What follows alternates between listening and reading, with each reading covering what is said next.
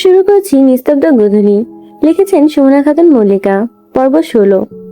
বেলা গড়িয়ে বিকেল হয়েছে। জামশেদ হায়দার আর জসিম হায়দার খুব একটা বেশি বাড়িতে থাকে না। বাকিরা সবাই বাড়িতেই থাকে। রাফসানের বিয়ে উপলক্ষে আর একদিন পর তাদের পাশের গ্রামে রাফসানদের বাড়ি যেতে হবে। রাফসানের বাবা সেখানকার মাতব্বর। সেই গ্রামও জামশেদ হায়দারের রাউতে। বিকেলে ছায়া নেমে আসছে। শালুক, জোনাকি, জয়নব, জুই ওরা সবাই অন্দরমহলের বসার কক্ষে বসে আছে। জয়নব সবার হাতে মেহেদি লাগিয়ে দিচ্ছে। জলিল এসে শালুক আর জুইয়ের মাঝখানে বসে জুইকে কোলে বসিয়ে বলল, বাহ, আমার মায়ের হাতে মেহেদি তো দারুণ হয়েছে, সুন্দর হয়েছে। নীলাঞ্জনা, তুমি দাওনি কেন? দেব তো, কিন্তু কি নকশায় যে দেব? জয়নব বলল, দাও, আমি ফুল পাতা দিয়া আঁকা দিতাছি। জলিল শালুকের 2 হাত ধরে বলল, না, আমি দিয়ে দেব। তুমি হাত রংচং করে নষ্ট করে দিবা, আমি দিয়ে দিতাছি।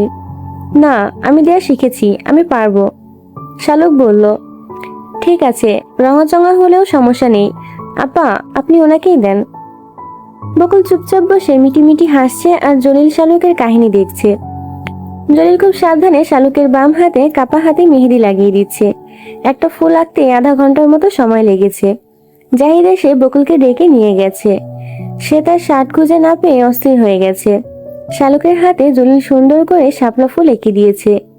ওপর নিচে 3টা করে ডট দিয়েছে। শালুকের গোলুমলু ফর্সা হাতে ভীষণ সুন্দর লাগছে দেখতে। অন্য হাতে দেব? ইশারা বেগম মানা করলেন, না, ডান হাতে মেহেদি দিলে রং উঠাইয়া খাওয়ার লগে পেটে যাইব গা। আম্মা ঠিক বলেছেন, তাহলে দাও, পায়ে দিয়ে দিই। জমলা বেগম হৈ হৈ করে বললেন, ওই সারা, মাথা নষ্ট নাকি? বইয়ের পায়ে হাত দিবার চাস তো কি হয়েছে?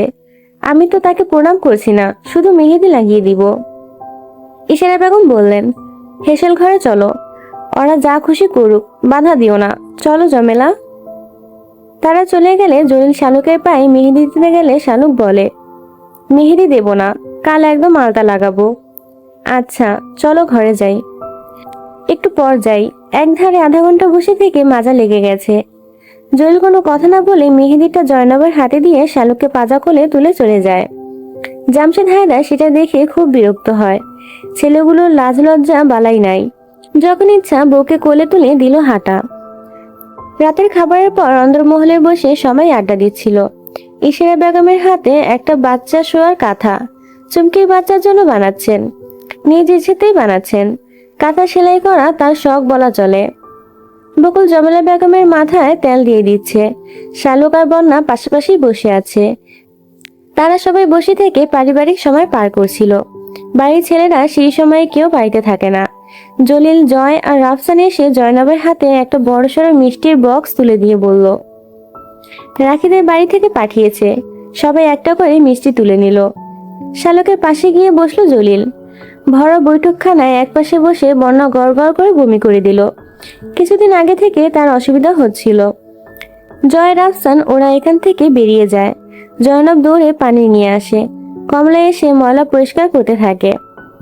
খবর পেয়ে সুজয়ও চলে আসে। ইদানিং তার বন্যার উপর কেমন মায়া কাজ করে। বন্যা তাকে পছন্দ করে না জেনে সেই বিয়ের রাত থেকে তার সাথে জানোয়ারের মতো আচরণ করেছে সুজয়। জলিল, জাহিদ, অজয় এদেরকে দেখে মনে হয়েছে তার বন্যার সাথে বেশি খারাপ ব্যবহার করা হয়ে গেছে। তাই কিছুদিন হলো মারধর করে না। বন্যার চোখ মুখ শুকিয়ে গেছে, ঠোঁট কেমন লালচে হয়ে গেছে।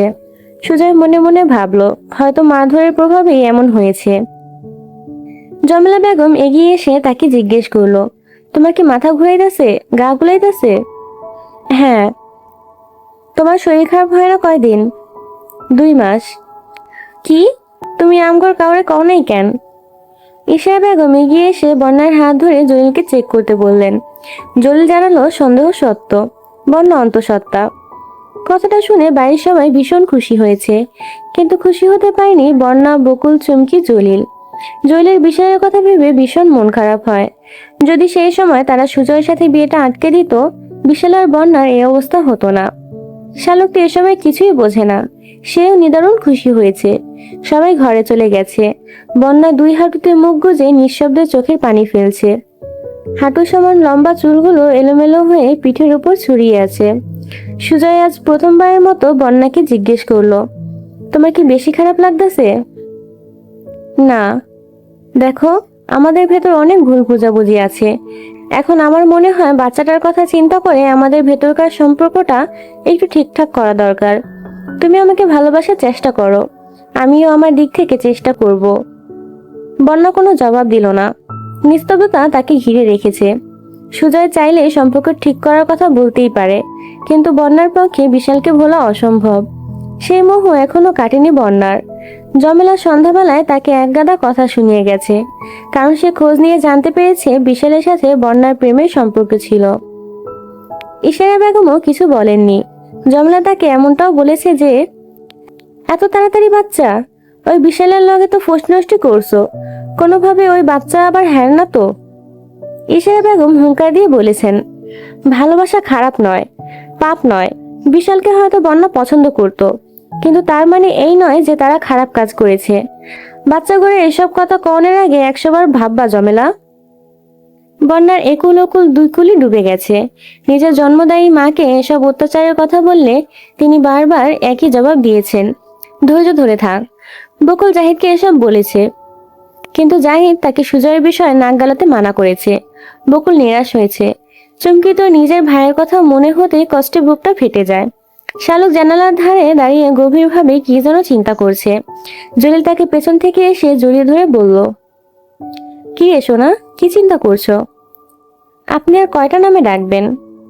যে কয় নামেই ডাকি না কেন, তুমি তো আমার বোকা সুন্দরী থাকবে। বলো না, কি নিয়ে মাথা ঘোরাচ্ছ? বকবেন না তো?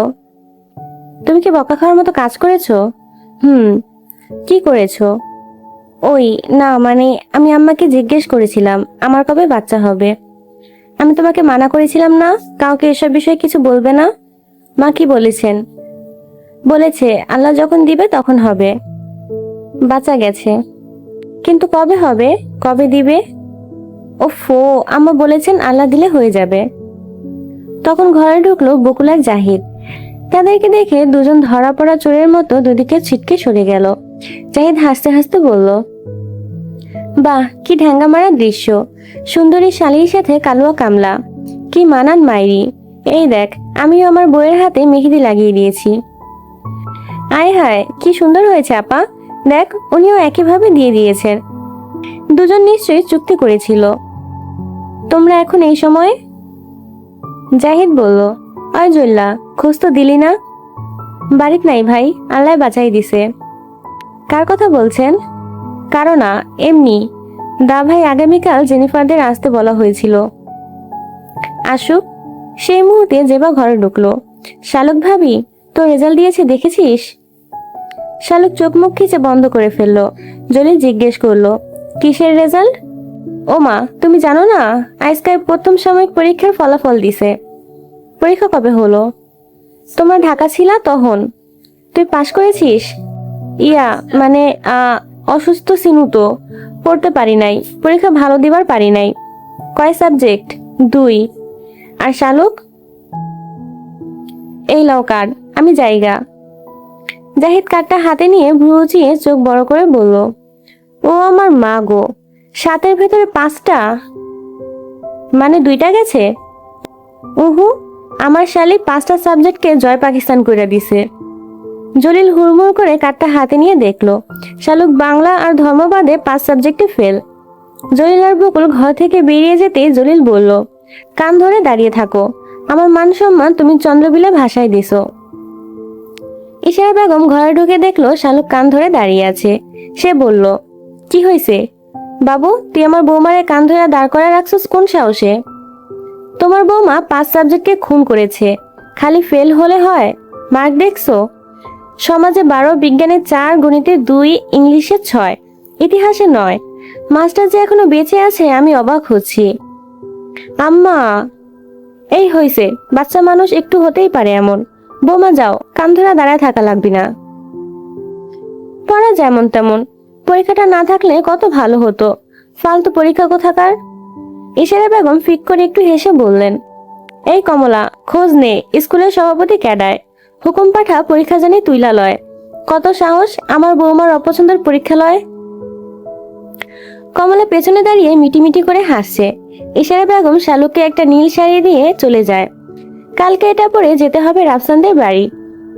ইশারা বেগম চলে গেলে শালুক দরজা লাগিয়ে এসে জলিলের সামনে এসে দাঁড়ালো। জলিল রেগে মুখ ঘুরিয়ে রেখেছে।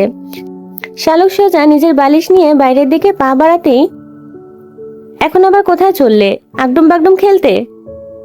আপা যখন রেগে থাকে তখন ঘর থেকে বের করে দিত। আমি চারু আপার কাছে গিয়ে ঘুমাতাম।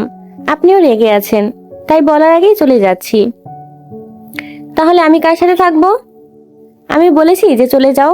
চুপচাপ এখানে এসে বসো আর বলো এই অবস্থা কি করে হয়েছে। শালুক ফ্যাচ করে কেঁদে ফেললো। জলিল এবার থমকে গিয়ে বলল, যা বাবা, কাঁদছো কেন? আপনি বকেছেন কেন? আমি আম্মার কাছে গিয়ে ঘুমাবো। হ্যাঁ যাও না, যাও, তোমার শ্বশুর ঝাঁটা দিয়ে তাড়াবে। তাহলে আপনি বকছেন কেন? আপনার জন্যই তো পরীক্ষা ভালো হয়নি। লে, এখানে আমার আবার কি দোষ? আপনার কথা মনে করে আমি পড়ায় মন দিতে পারিনি, ঠিক করে ঘুমাতে পারিনি, এটা আপনার দোষ না। জলিলের রাগ গলে জল হয়ে গেল। কাঠটা টেবিলে রেখে বলল, এদিকে আসো। আপনিও কি কাকির মতো এখন মারবেন নাকি? মারবো না, এদিকে আসো। শালুক তার দিকে এগিয়ে যেতেই জলিল তার হাত থেকে বালিশ নিয়ে খাটে রেখে তাকে জড়িয়ে ধরে এক হাত দিয়ে মাথা নেড়ে বলল, আমার কথা কি খুব মনে পড়েছে? শালুক মাথা নাড়ালো। আমি না থাকতে কি আমার ন্যাকা ষষ্ঠীর খুব কষ্ট হয়েছে? ভীষণ কষ্ট হয়েছে। আর হবে না, এবার তোমাকে সাথে নিয়ে যাব, কিন্তু পড়াশোনা না করলে মা কিন্তু আর আটকাতে পারবে না। চাচি জোর করে ধরে বাসন মাজাবে। পড়া মনে রাখার চেয়ে বাসন মাজা অনেক সোজা। জলিল হে হে করে হাসতে লাগলো। হাসলে শালুক ন্যাকা হয়। একটু আহ্লাদে ঠিক আছে, কিন্তু তখনকার মেয়েরা 15-16 বছরও যেটা জানতো না বা বুঝতো না, এখনকার 8-9 বছরের মেয়েরাও তা বোঝে। জাহিদ দুপুর হয়ে বই পড়ছে, বকুলও পড়ছে। এটা এদের জামাই বইয়ের রোজকার রুটিন। দৈনিক ঘুমের আগে 2-4 পাতা করে বই পড়ে। বকুল বইগুলো রেখে এসে বিছানায় জাহিদের হাতের উপর শুয়ে পড়ে বলল, আপনি তো বলেছিলেন জলিল ভাই আসবে, একবারও তো বলেননি আপনি আসবেন। তুমি খুশি হওনি? ভীষণ খুশি হয়েছি। এর চেয়ে খুশির বিষয় আমার জন্য আর হতেই পারে না। তোমাকে সাথে নিয়ে ফিরবো জন্য এসেছি। ওই বাড়ির লোকগুলোকে জানানোই হয়নি, না বলেই চলে এসেছি। ডিউটি শেষ হয়েছে, সাথে সাথেই চলে এসেছি। কেন? কারণ আমি গোপনে ভালোবেসেছি, বাড়ি ফেরা পিছিয়েছি তোমায় নিয়ে যাব বলে। একবার এসে দেখো, পাশে বুকে মাথা রেখো, খুলে দেব চুলে রেখে হাত। তাই? হ্যাঁ। আচ্ছা শুনুন, আপনার ব্যবসার সাথে কি বিদেশ জড়িত? জাহিদের বুকটা খচ করে উঠল। বকুল কি করে জানলো যে সে বিদেশের সাথে ব্যবসা করে? তুমি কোথা থেকে দেখেছো? আপনার বইয়ের থাকের সাথে সকালে আমার সাথে ধাক্কা লেগে উপর থেকে একটা ফাইল পড়েছিল। আমি নিজে থেকে দেখিনি, একটা কাগজ বাহিরে পড়লো। ওটাতে দেখলাম contract signed with Italiano bio industry. অনেক পুরনো তারিখ ছিল, তাও 7 বছর আগের। ফাইলটা কোথায় আছে? যেখানে ছিল সেখানেই রেখে দিয়েছি। আচ্ছা, ওসব নাড়াচাড়া করো না, যখন জানার সব জেনে যাবে। বকুল কোনো পাল্টা জবাব দেয় না, চুপচাপ ঘুমিয়ে পড়ে।